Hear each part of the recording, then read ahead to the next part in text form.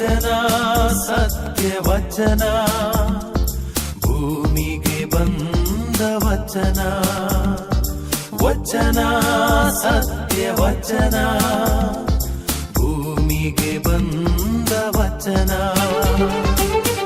ಆದಿಯಲ್ಲಿ ಇದ್ದ ವಚನ, ನಮ್ಮ ನೋಡ ಬಂದ ವಚನ. ವಚನ ಸತ್ಯ ವಚನ, ಭೂಮಿಗೆ ಬಂದ ವಚನ.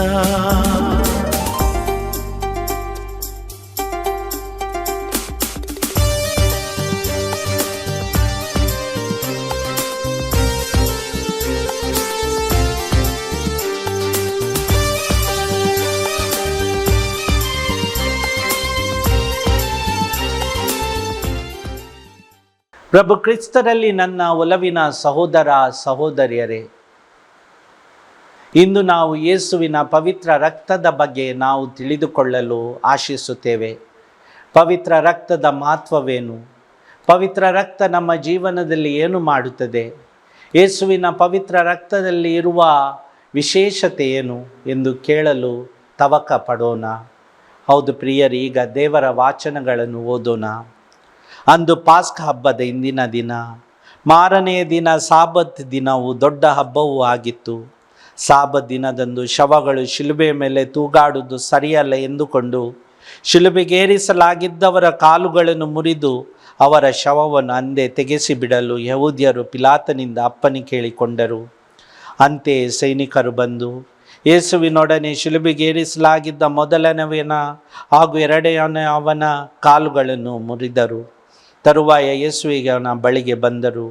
ಯೇಸು ಆಗಲೇ ಸತ್ತು ಹೋಗಿರುವುದನ್ನು ಕಂಡು ಅವರ ಕಾಲುಗಳನ್ನು ಮುರಿಯಲಿಲ್ಲ. ಅದರಲ್ಲಿ ಸೈನಿಕರಲ್ಲಿ ಒಬ್ಬನು ಈಟಿಯಿಂದ ಅವರ ಪಕ್ಕೆಯನ್ನು ತಿವಿದನು.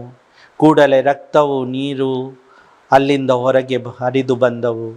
ಇದು ಕಣ್ಣಾರೆ ಕಂಡವರ ಹೇಳಿಕೆ. ಈ ಹೇಳಿಕೆ ಸತ್ಯವಾದುದು. ತಾನು ಸತ್ಯವನ್ನೇ ನುಡಿಯುತ್ತಿದ್ದೇನೆಂಬ ಅರಿವು ಅವನಿಗೆ ಇದೆ. ನೀವು ವಿಶ್ವಾಸಿಸಬೇಕೆಂದೇ ಆತನು ಇದನ್ನು ಹೇಳಿದ್ದಾನೆ. ದೇವರ ವಾಕ್ಯವಿದು. ದೇವರಿಗೆ ಕೃತಜ್ಞತೆ ಸಲ್ಲಲಿ.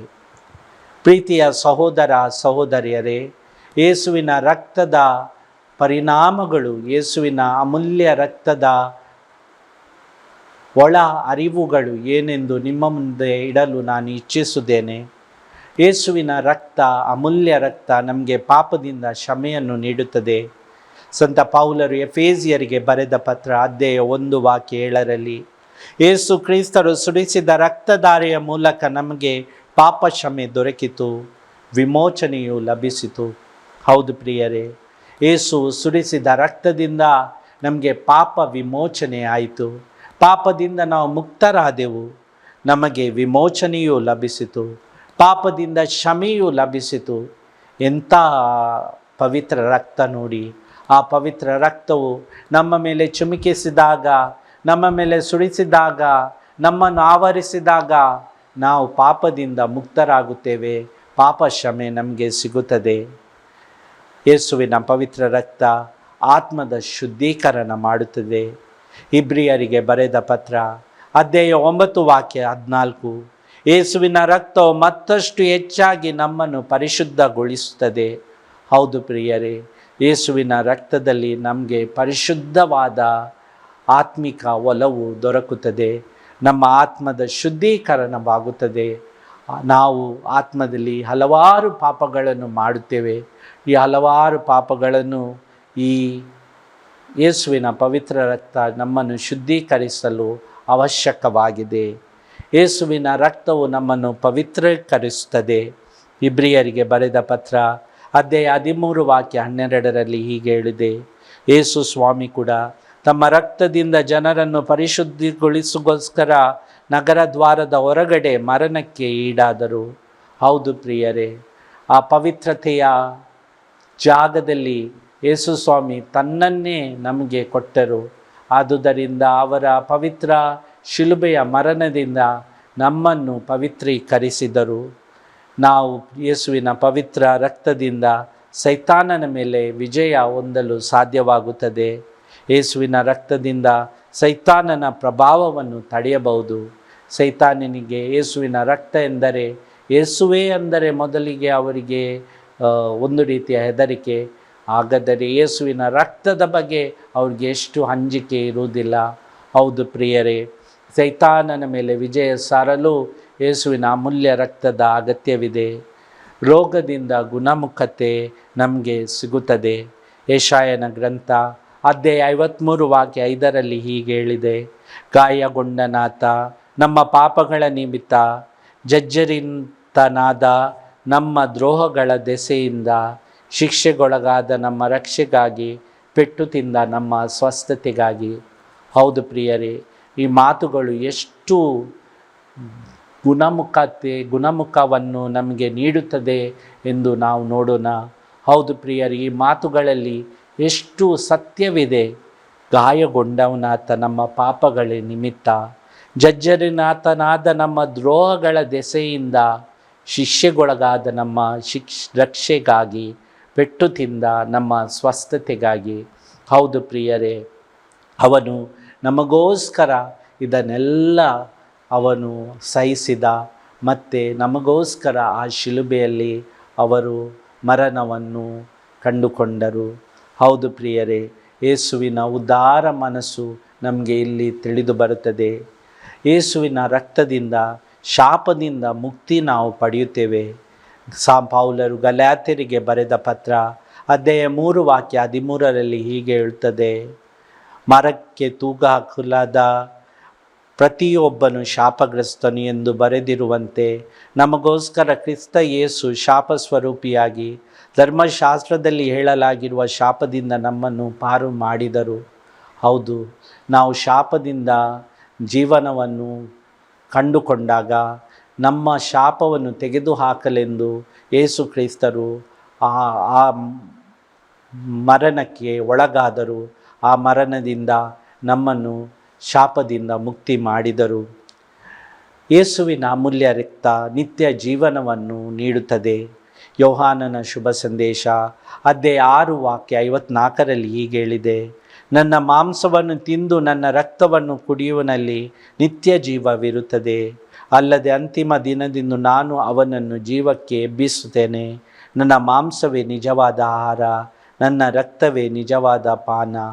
ಹೌದು ಪ್ರಿಯರೇ, ಅವರ ಮಾಂಸವನ್ನು, ಅವರ ರಕ್ತವನ್ನು ಯಾರು ಕುಡಿತಾರೆಯೋ ಅವರಿಗೆಲ್ಲರಿಗೂ ನಿತ್ಯ ಜೀವ ನೀಡುತ್ತದೆ. ಆ ನಿತ್ಯ ಜೀವ ಸಿಗುತ್ತದೆ. ಆದ್ದರಿಂದ ಪ್ರಿಯರೇ, ಆ ನಿತ್ಯ ಜೀವ ನಮಗೆ ಸಿಗಬೇಕಾದರೆ ನಾವು ಯೇಸುವಿನ ರಕ್ತ ಶರೀರವನ್ನು ಭೋಜಿಸಬೇಕು. ಆಗ ಮಾತ್ರ ನಮಗೆ ನಿತ್ಯ ಜೀವನವು ಸಿಗುತ್ತದೆ. ಆಧ್ಯಾತ್ಮಿಕವಾಗಿ ರಕ್ಷಣೆಯು ನಮಗೆ ಯೇಸುವಿನ ಅಮೂಲ್ಯ ರಕ್ತ ನೀಡುತ್ತದೆ. ವಿಮೋಚನ ಕಾಂಡ ಅಧ್ಯಾಯ 12 ವಾಕ್ಯ 13 ನೀವು ಬಾಗಿಲಿಗೆ ಹಚ್ಚಿದ ರಕ್ತವು ನೀವಿರುವ ಮನೆಗಳನ್ನು ಸೂಚಿಸುವುದು. ಅದನ್ನು ಕಂಡು ನಿಮಗೆ ಯಾವ ಹಾನಿಯನ್ನು ಮಾಡದೆ ಮುಂದಕ್ಕೆ ದಾಟಿ ಹೋಗುವೆನು.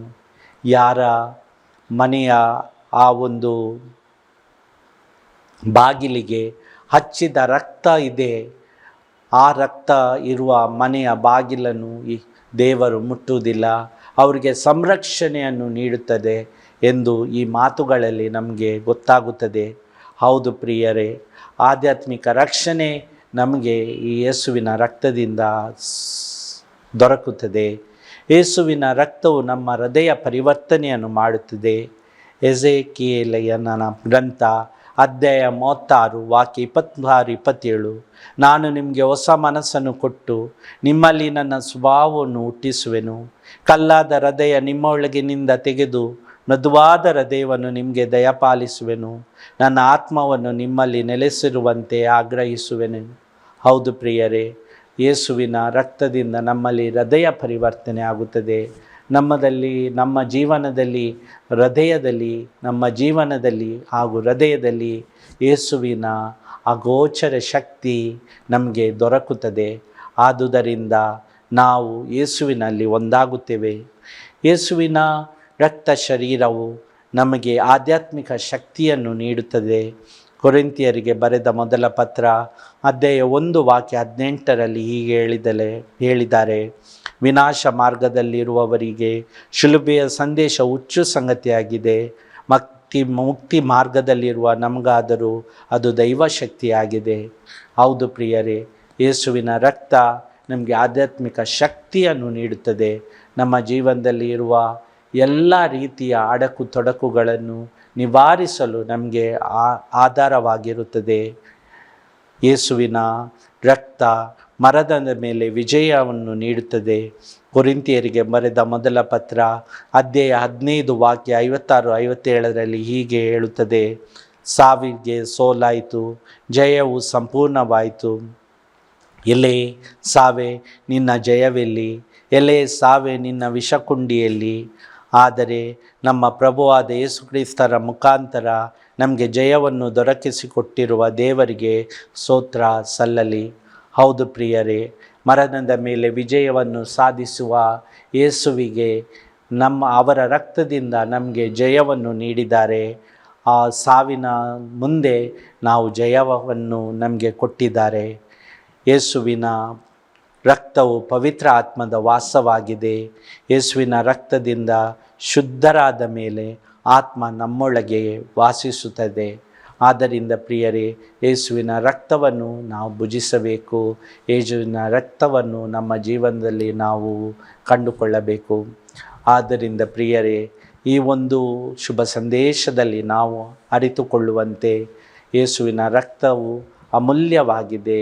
ಯೇಸುವಿನ ರಕ್ತವು ಪವಿತ್ರಕರವಾಗಿದೆ. ಯೇಸುವಿನ ರಕ್ತದಲ್ಲಿ ಜಯವಿದೆ. ಆದ್ದರಿಂದ ಆ ಯೇಸುವಿನ ರಕ್ತವನ್ನು ನಮ್ಮ ಜೀವನದಲ್ಲಿ ಸಂರಕ್ಷಿಸಲು, ನಮ್ಮ ಜೀವನವನ್ನು ರಕ್ಷಿಸಲು ಬೇಕಾದ ವರಪ್ರಸಾದಗಳಿಗೋಸ್ಕರ ನಾವು ಪ್ರಾರ್ಥಿಸೋಣ.